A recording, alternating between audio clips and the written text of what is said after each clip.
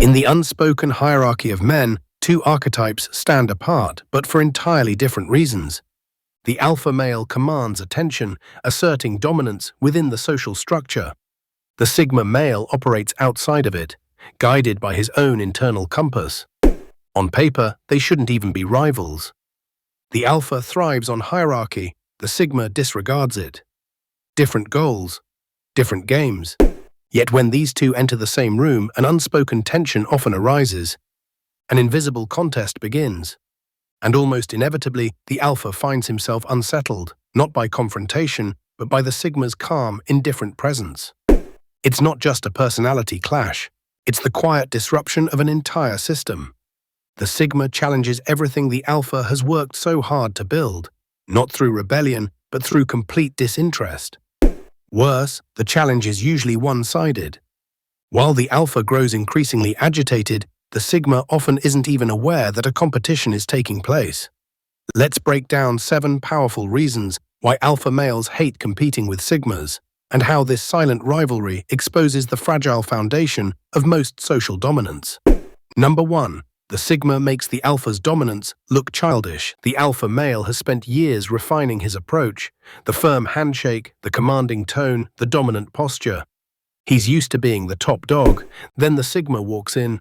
He doesn't try to challenge or one-up the alpha. He simply exists, calm, grounded, and completely self-contained. And somehow, that quiet confidence makes all the alpha's theatrics look performative, almost like a child playing dress-up as the boss.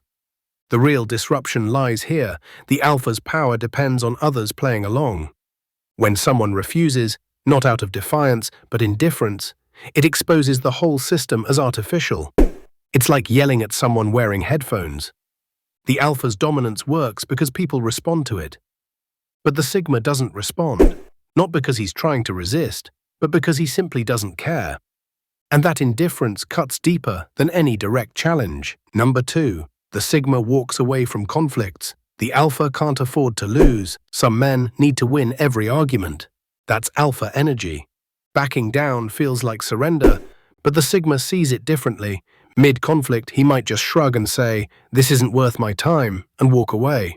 No drama, no last word, just silence.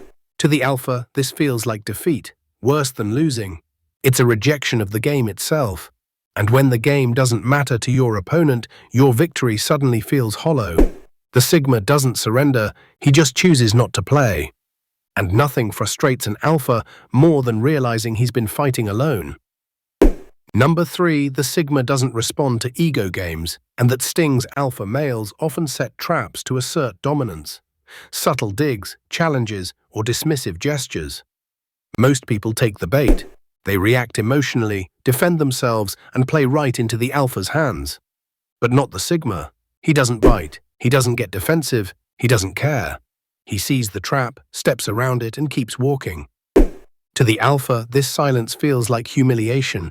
His power move didn't just fail, it backfired, exposing him as manipulative. The sigma's indifference isn't defiance, it's peace. And it quietly raises the question, is it smarter to win or to not care who wins?